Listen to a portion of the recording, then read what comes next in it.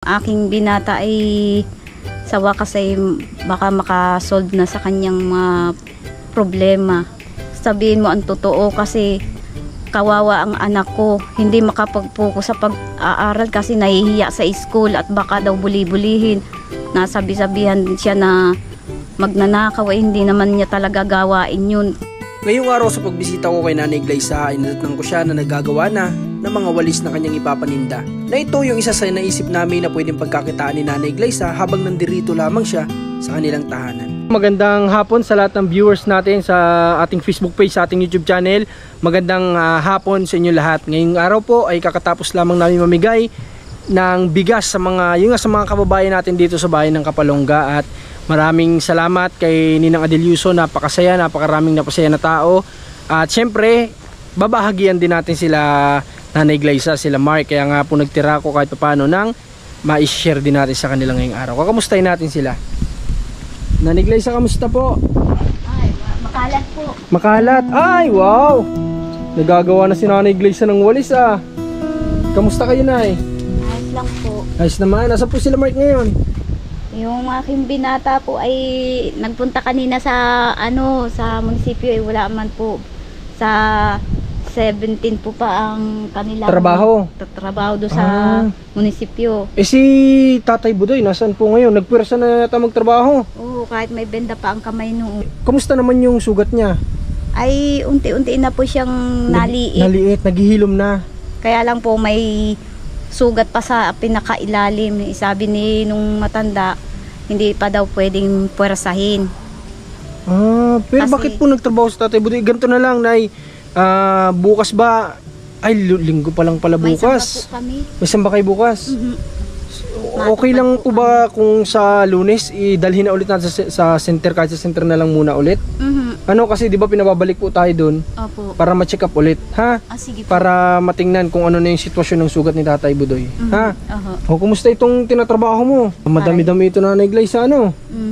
Oo, ni Mark ngayon, nagtrabaho ba si Mark o ano? Oho. At yung aking binata ay sa wakas ay baka makasolve na sa kanyang mga problema. Yung problema po saan? Sa munisipyo, at may isa pong kaibigan siya na talagang hindi dinidiin si Daniel na wala siyang kasalanan. Kasi pareho pala silang nadamay dun sa nakawan dun sa so ibig sabihin, yung kaibigan ni Mark na nakasama din dun, sinasabi niya sa munisipyo na si Mark wala po talagang kasalanan. Kahit po dun sa mga sa kapatid at saka dun sa pinsa na wag naman igiit na si Mark ay kasama dahil wala rin naman kasalanan yun. Pero dinidiin nyo. Okay, ano pong sabi sa munisipyo? Maaaring maabsulto na si Mark? Basta tapusin na lang daw po yung kanilang gawain. Okay, pero yun naman talaga, Nanay Glyza, yung kondisyon dun. Once na matapos naman na, wala na po talaga. Akala ko po, Nanay, maabsulto na si Mark dun sa gawain. Akala ko po hindi na siya pagtatrabahuhin. Ay, patatawag po kami siguro sa, ewan ko kung kailan ho papatawag. Pero papatawag daw po kayo. Okay. Sana naman, Nanay Glyza, bigyan mo lang ng konsiderasyon kung may nagsasabi naman palang hindi kasama si Mark talaga doon. Sana naman hindi na ituloy ni Mark yung trabaho kasi nahihirapan din po yung bata ay. At saka pati po yung kaibigan niya ay talagang simula't sila na magkasama. Kaya siguro nakukonsensya din siya na wala naman talaga si Mark kasalanan. Kasi yung batang iyon ay may kaso din pala ng pagnanakaw ng gasolina. Alin po yung bata na nagtatanggol kay Mark? Hindi. Sino po? Yung pong yun ang dadamay sa kanila. Saka yung nang babato daw po yun ng CCTV. Okay, kasi may nangyari dito mga kalingap na sinira yung mga CCTV. Yung palang bata na yun na dinamay si Mark. Maling-mali po ang nasamahan ni Mark na kaibigan. Siyang dinidiin. Sabi nung kaibigan niya, hindi yan kasali at wala naman talagang kinalaman yan. O nga, sabihin natin kaming dalawang magkaharap doon sa sa baywalk na yun, hindi ibig sabihin na sumama si Mark sa paggawa ng masama na yun. Eh sabi ko sana ka ako tutoy pag tayo pinagharap ng mga ano, sabihin mo ang totoo kasi kawawa ang anak ko, hindi makapag-focus sa pag-aaral kasi nahihiya sa school at baka daw buli-bulihin. Nasabi-sabihan siya na magnanakaw, hindi naman niya talaga gawain yun. Saka kami sa totoo lang, kami mga magulang, hindi namin kinukonsente ang anak namin sa mga maling gawain kasi simula't simula nung kami maghirap at magutom, hindi ko kami na gumagawa ng masama na katulad ng iniisip ng ibang tao. Marangal po ang gawain namin, malinis. Kumbaga sila Nanay Glyza po kasi, di ba nanay, sila nanay, laki man sila sa hirap o nabuhay man sila sa hirap, pero hindi po sila yung dahil sa hirap igagawa ng mali, di ba? Para lang kumita ng pera. Kaya din po ang anak ko. Okay, sinasabihan niyo naman pala si Mark, no? Na, ibig sabihin na gagayad naman nila si Mark sa mga ganung bagay. Kaso nga lang itong bata siyempre ang lalaki lalo na pala kaibigan, maling kaibigan lang yun napili ni Mark na samahan. Ano? At saka ano po namin yan, disiplinado namin yung batang yan kahit nung maliit pa yan. Disiplinadong bata yan. Kahit sino magsasabi, wala kaming mga record sa barangay o sa DSWD o kahit sa police station ng pagnanakaw. Ngayon lang talaga ako naka-experience sa anak ko pa. Grabe. Hindi po maganda Nanay Glyza, no? Pero sana Nanay Glyza, sana mga kalingap, ito pong kung sakali mo ipatawag ulit si Nanay Glyza, sana maabsulto na si Mark. Ano? Sana magsalita na yung totoong nagdidiin kay Mark na di talaga kasama si Mark doon. Para na sa ganun, yung natitirang 4 na beses pa na itatrabaho ni Mark, hindi na po mahihirapan yung bata. At saka pangalawa doon, malalagay na yung isip ni Mark na hindi na siya mahihiya sa school, na wala naman talaga akong kasalanan, alam na ng pinalabas na nila, inamin na nila na wala talaga akong ginawa, di ba? Kasi kawawa naman si Mark kung mabubuli sa school dahil lang sa kasalanan na di niya ginawa. Okay. Saka pati sabi ni Mark, mapasko pa naman, ma-birthday ako, yan pa ang pa-Christmas sa akin ng mga kaibigan ko. Idiniin ako sa hindi ko naman ginawa. Buti nga at nagpunta dito yung isang kaibigan niya, hindi na sumama dun sa kapatid at baka na naman daw siya mapahama kay katulad ng ginawa nila sa kanilang dalawa. Grabe, ano? Eh, sabi ko, salamat ka ako, sana ka ako tutoy, patunayan mo yan kasi nawawalan ka ako ng reputasyon ng anak ko. Paano ka ako kung malaman niya ng mga kamag-anak ko? Hindi lang po sisi ang aanuhin sa akin, tatantarin ako niya ng pinong-pino ng mura. Hindi lang nila alam.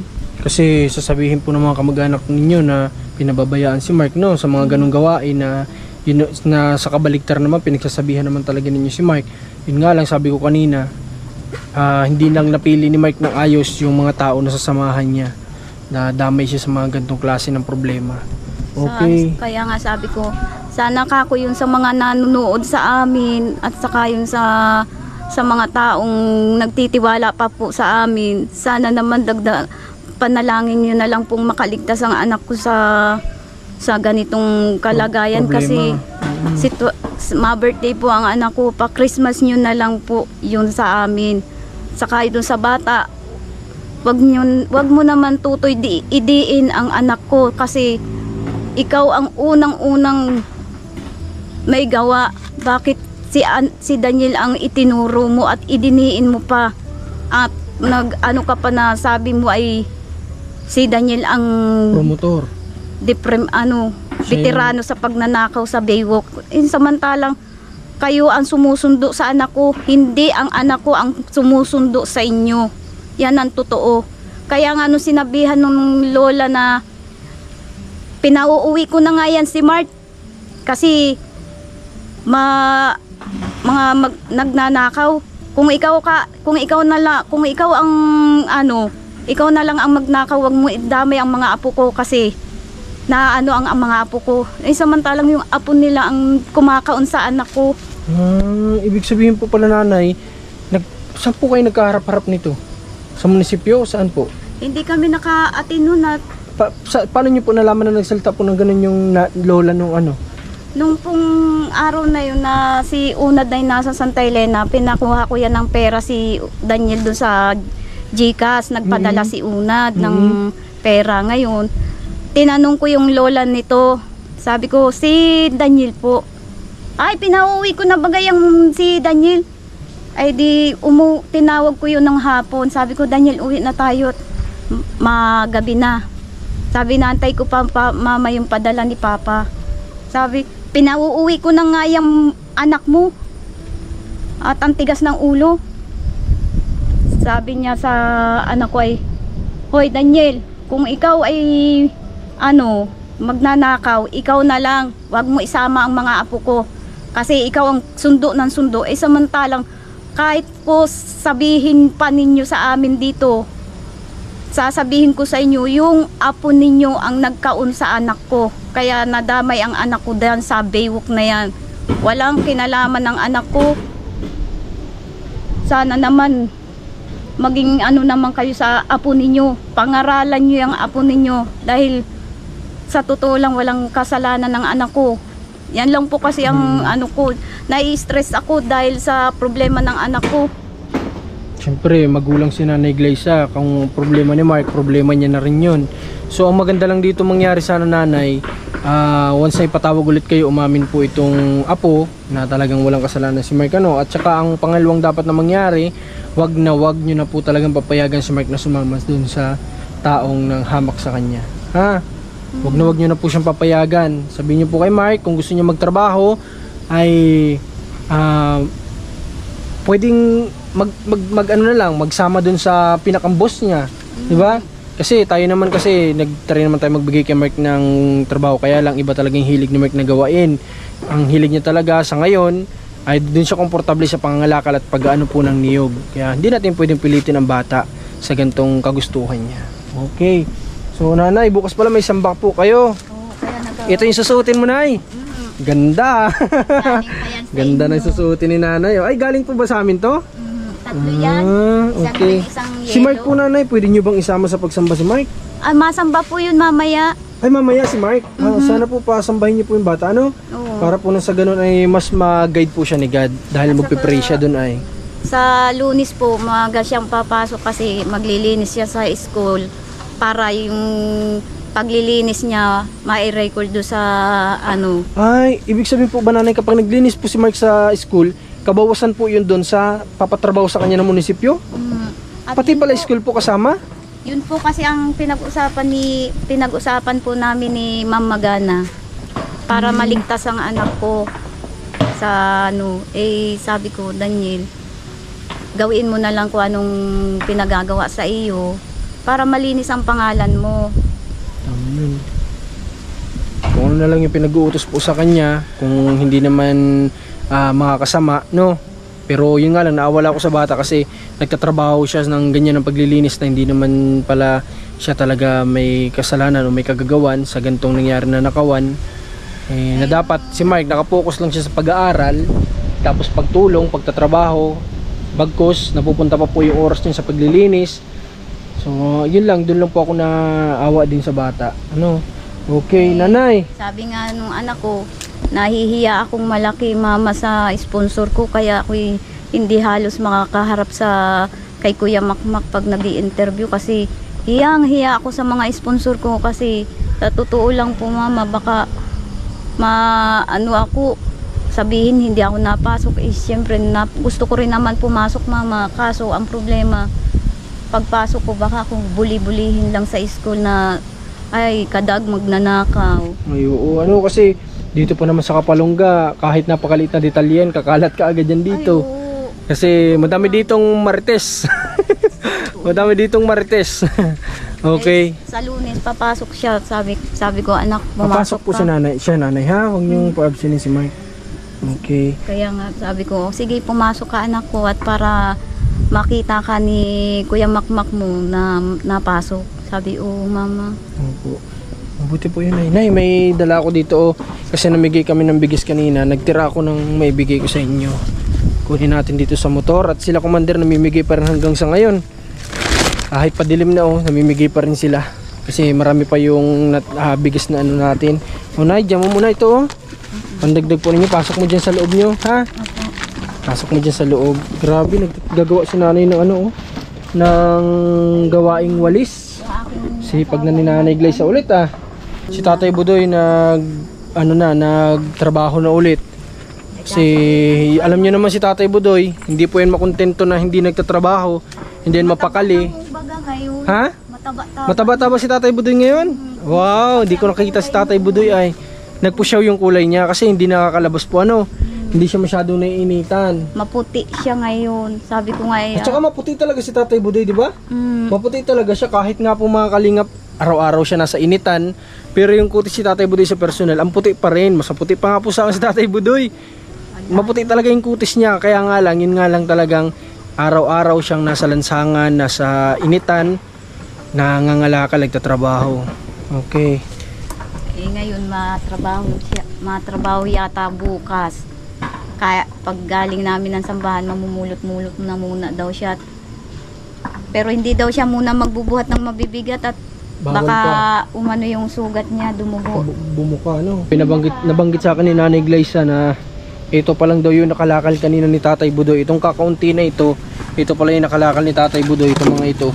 Pero yung sugat niya, kumbaga dumudugo na kaagad. So hindi pa talaga pwede si Tatay Budoy mamuwersa sa trabaho. Ito pa lang yung mga nakalakal niyo. Kukunti pa to, tsaka puro plastic lang to, walang mabigat dito. Pero siguro buhat-buhat ni Tatay Budoy ito sa niya, sa sako. Tapos ayun, naapektuhan yung sugat niya. So hindi pa talaga siya pwede magtrabaho. Kung pwede nga lang, wag muna sanang magkikilo si Tatay Budoy hanggang sa gumaling. Kung sarado na yung butas nung kamay niya, talagang fully recover na, tsaka lang ulit magtrabaho. Kaso nga lang, sobrang sipag po talaga nitong tao na to. Hindi natin ito mapigilan sa ganyan. Ay, sabi ko nga magwantis pag magwantis ka. Sabi baka kanina mapunta saan ng sentro, sabi ko sige, galitan ka kako. Sabi ay oo nga, galitan. Buti nga hindi ko siya nakita, nanay. Kasi kung nakita ko po si Tatay Budoy, pauwiin ko yan. Kung nakita ko si Tatay Budoy kaya sa sentro, pauwiin ko po talaga. Pasalamat si Tatay Budoy, hindi ko siya nakita. Kasi lalo na po nakita ko yung kamay niya, hindi pa naman okay. Tapos nagtatrabaho, pauwiin ko po talaga yan. Okay. Yung may balot pa ang kamay niya. Tapos tuwing gabi nililinisan ko, siya, ang butas niya malalim. Ay, ganun. Lumalim Lumalim ang butas ng sugat niya. Sabi ko, wag mo pwersahin. Pero yung palibot po nanay ng sugat niya, wala nang maga. May konti pa. Konti pa. Hindi pa nga niya naigagalaw. May gamot pa ba, nanay? Meron pa po. Magsabi po kayo pag wala na, ha? Ang wala lang po sa kanya ay yung kaunti na yung ointment niya. Ointment? O sige, bibili tayo. Pambalot. No ointment para, tsaka pambalot wala na. Okay, yung gasa gasa kung tawagin. Bibili ulit tayo noon para magdire-diretso yung ointment ng kamay ni Tatay Budoy. So ngayon, pupunta na din po tayo. Nanay, magbili ka ng ulam mo, ha? Bili mo po ng pang-ulam niyo yan. Para na sa ganun po ay pagdating ni Tatay Budoy, may makain siya na maayos-ayos. Okay po, nanay. Sa ngayon, pupunta na din ako, Nanay Glyza, ha? Sige po, salamat po. Okay, mag-ingat kayo dito. Sige po, nanay. God bless po. Si Mark, huwag kalimutan pasimbahin po, ha? Nanay, sige po. Salamat. So mga kalingap, pupunta na din tayo. At naglaan lang ako ng konting oras para madala ko nga yung blessing din galing kaninang Adeleuson dito kala Tatay Budoy, kala Mark, kasi hindi natin naabutan yung mag-ama dahil si Mark daw ay nandito pa sa sentro, si Tatay Budoy ganun din. Sana mga kalingap, yung mga pagpipray natin, isama po natin ito sila na sana maging safe sila sa araw-araw na nasa lansangan sila.